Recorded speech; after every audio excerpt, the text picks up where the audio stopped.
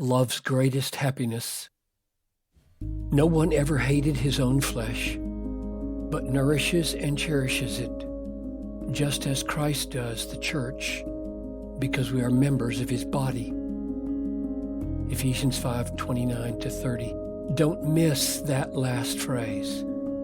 Because we are members of his body.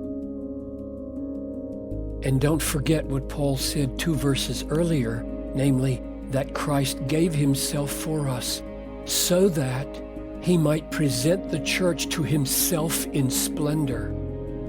So in 2 different ways, Paul makes plain that Christ pursued his joy in pursuing the holiness and beauty and happiness of his people. The union between Christ and his bride is so close, one flesh, that any good done to her is a good done to himself, which means that the clear assertion of this text is that the Lord is moved to nourish, cherish, sanctify, and cleanse his bride because in this he finds his joy. By some definitions, this cannot be love. Love, they say, must be free of self-interest, especially Christ-like love, especially Calvary love. I have never seen such a view of love made to square with this passage of Scripture. Yet, what Christ does for his bride, this text plainly calls love. Husbands, love your wives as Christ loved the church.